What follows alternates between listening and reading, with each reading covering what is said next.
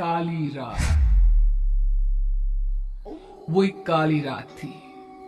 स्याह काला अंधेरा, इतना घना कि आंखें फाड़ फाड़ कर देखने के बाद भी चारों तरफ सिर्फ अंधेरा नजर आता था। सन्नाटे को चीरती थी तो बस हवा के चलने की सरसराहट, जो इस बेहद वीरान और खौफनाक माहौल को पूरी तरह साथ दे रही थी। ऐसी भयानक काली रातों में कुत्तों के भौंकने की आवाजें अक्सर सुनाई दी जाती है, लेकिन उस रात में कुछ अलग था, बहुत कुछ ज्यादा सनसनीखेज। सुनसान गली के आखिरी छोर पर एक पुराना कुआं था।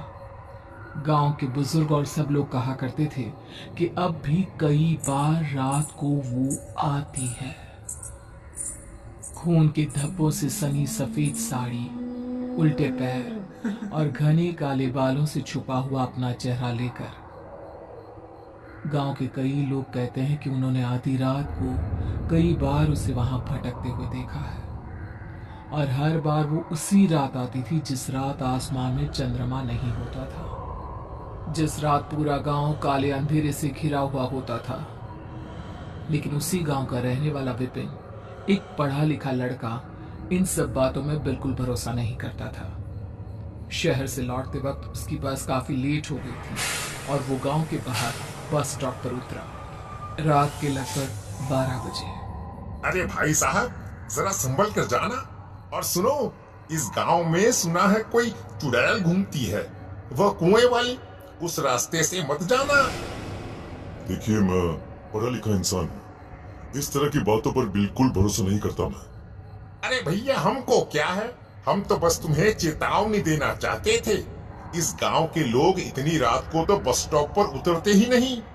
अरे कुछ दिन पहले एक गांव वाला इसी बस में चढ़ा था और जानते हो, रात को यहाँ नहीं उतरा, पूरी रात हमारे साथ हमारे अगले गांव में जाकर रुका था और फिर सुबह लौट कर आया था। अरे कोई इतनी बड़ी बेवकूफी कैसे कर सकता है? और क्या हो जाता अगर वो रात को ही अपने गांव में रुक जाता तो? अरे देखो भैया, ये तो हम नहीं जानते, लेकिन कुछ साल पहले ऐसा हादसा यहाँ पर हो चुका है। कुछ लोगों ने गांव के बुजुर्गों की बात नहीं मानी और जो इकलौता रास्ता गांव के अंदर की तरफ जाता है, वहां से आधी रात को निकल लिए। उसके बाद उनके साथ क्या हुआ, ये तो पूछो ही मत। अब इतना कुछ बता रहे हो तो बता ही दीजिए, क्या हुआ था उनके साथ?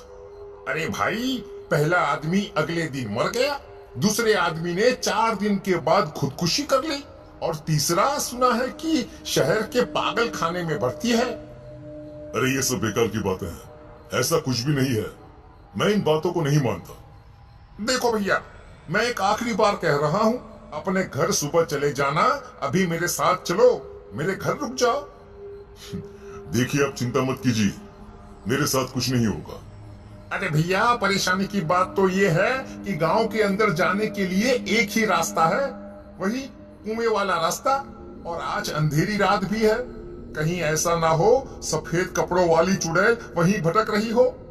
कोई बात नहीं, अगर भटक रही होगी तो उससे भी मुलाकात कर लेंगे, अपना फोन नंबर दे देंगे, और फिर अगली बार जब आपसे मिलेंगे तो बात जरूर करवाएंगे आपकी। अरे ठीक है भैया, जैसी तुम्हारी मर्जी। और चुड़ैल का फोन नंबर आप अपने पास ही रखना, हम तो चले। विपिन बस ड्राइवर की बात नहीं सुनता और गांव के सुनसान रास्ते पर आगे बढ़ता है। आज पहली बार विपिन का दिल जोर से धड़क रहा था। उसे थोड़ा थोड़ा सा डर लगने लगा था। आज पहली बार न जाने क्यों उसके कलेजे में कंपकपी सी हो रही थी।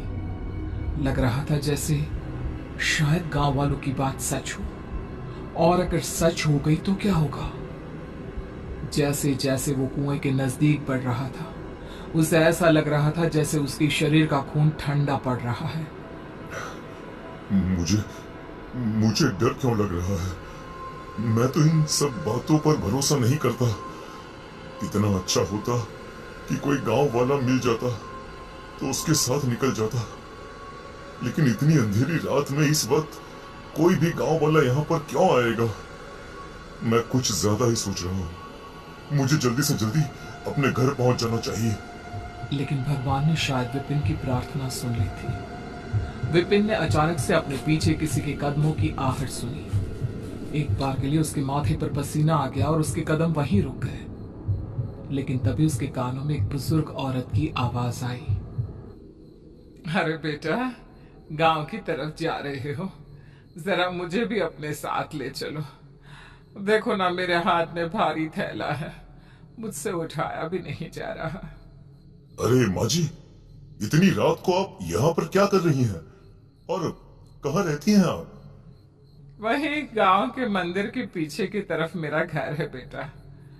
क्या है ना, पास वाले गांव गई थी, लौटने में देरी हो गई। अरे कोई बात नहीं माँ जी, आप मेरे साथ चलिए।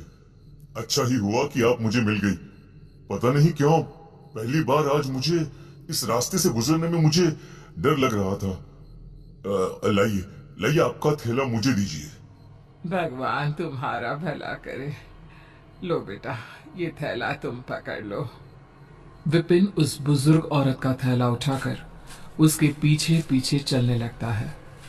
जैसे ही वो दोनों उस कुएं के नजदीक पहुंचते हैं, अचानक से कुएं से किसी की आवाज आती है। मैं तुम्हारा ही इंतजार कर रही थी, कहाँ थी तुम? बेटा जल्दी चलो, मुझे लग रहा है उस डायन के आने का वक्त हो चुका है। अगर हम यहाँ से सही वक्त पर नहीं निकले तो हम दोनों को खा जाएगी। क्या हुआ माँ जी, क्या हुआ? क्या आपने भी वही आवाज सुनी जो अभी अभी मैंने सुनी थी? हाँ, तुम ठीक कहते हो, वो आवाज मुझे भी सुनाई थी। अब जल्दी चलो, हम यहाँ से जल्दी निकलते हैं बेटा। बुजुर्ग औरत तेज कदमों से आगे की तरफ चलने लगी। विपिन भी उसके पीछे पीछे चल पड़ा। कुछ ही देर में वो दोनों उस कुएं से काफी आगे निकल गए। जानती है माँ जी, आज आपकी वजह से मेरी जान बच गई। वैसे मैं इस चुड़ैल वाली बात पर कभी भरोसा नहीं करता था। गांव के लोग बोलते थे कि यहाँ पर एक भूतनी घूमती है, लेकिन मुझे लगा वो सब झूठ है। लेकिन आज इस बात पर मुझे भरोसा हो गया। मैंने खुद उसकी आवाज सुनी है। अरे बेटा, गांव के लोग जो भी कहते हैं ना, वो सब सच कहते हैं। चलो, हम तो वहां से बचकर निकल आए। अम्मा जी, आपका घर आ गया। हाँ बेटा, यही मेरा घर है। ये थैला तुम यहाँ रख दो, अंदर आओ, थोड़ा पानी पीकर चले जाना। नहीं नहीं माँ जी, 12 बजे से ऊपर टाइम हो गया है, मुझे अब चलना चाहिए। देखिए, काफी रात भी हो गई है, घर वालों को चिंता हो रही होगी। अरे बेटा, एक गिलास पानी पीकर जाने में क्या बुराई है। और वैसे भी तुम कितनी बुरी तरह से डर गए थे। इतनी रात में अकेले जाओगे तो डर जाओगे ना बेटा। नहीं डरूंगा माँ जी, और वैसे भी मेरा घर अगली गली में ही है, मुझे उस कुएं के पास से नहीं जाना है। बड़े बूढ़ों की बात मान लेते हैं, पानी पियो और फिर चले जाना। अच्छा ठीक है माँ जी, अगर आप कहती है तो मैं यहाँ रुककर पानी पी लेता हूँ। मैं यहीं आंगन में खाट पर बैठा हूँ, आप मेरे लिए पानी ले आइए। वो बुजुर्ग औरत धीरे धीरे कदमों से चलते हुए घर के अंदर जाती है और कुछ ही देर के बाद विपिन को अपने कानों में घुंघरुओं की आवाज सुनाई देती है। वो जैसे ही नजर उठाकर सामने देखता है तो एक लाल साड़ी पहनी हुई खूबसूरत सी लड़की सर पे घूंघट ओढ़ के उसकी तरफ चली आ रही थी। उसके हाथ में पानी का गिलास था। ये लीजिए, पानी पी लीजिए। आप कौन है? मेरा नाम रूपाली है। आप कितनी खूबसूरत लग रही हैं इस लाल साड़ी में। मैं आपका चेहरा देखना चाहता हूँ। और वो माँ जी, वो कहाँ चली गई? आप उनकी बेटी हैं क्या? आपको इन सब बातों से क्या लेना देना? अभी पानी पी लीजिए। इतना कहकर रूपाली जैसे ही अपना हाथ आगे बढ़ाती है, विपिन का हाथ उसके हाथ से टच हो जाता है। विपिन अब अपने आप पर कंट्रोल नहीं कर पा रहा था। वो रूपाली की खूबसूरती में जैसे खोता जा रहा था। वो जल्दी से जल्दी रूपाली का चेहरा देखना चाहता था, इसलिए पानी का गिलास एक तरफ रखकर वो अपनी जगह से उठ खड़ा हुआ। उसने अपना हाथ रूपाली के घूंघट की तरफ बढ़ाया, जिस पर रूपाली कुछ कदम पीछे हट गई। अरे अरे, डरो मत, मैं तुम्हारे साथ कुछ गलत नहीं करना चाहता। मैं तो बस एक बार तुम्हारा चेहरा देखना चाहता हूँ। तुम जो करना चाहती हो वो यहाँ नहीं हो सकता। उसके लिए तुम्हें मेरे साथ इस घर से बाहर चलना होगा। अरे लेकिन क्यों? ओ समझ गया, वो तुम्हारी अम्मा है इस घर में। शायद इसलिए तुम्हें उनसे डर लग रहा है। अरे वाह, तुम तो बहुत समझदार हो। चलो मेरे साथ आओ।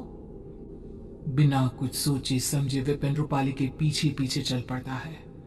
रूपाली विपिन को उसी कुएं के पास ले जाती है जहां पर अक्सर वो सफेद साड़ी वाली भूतनी घुमा करती थी।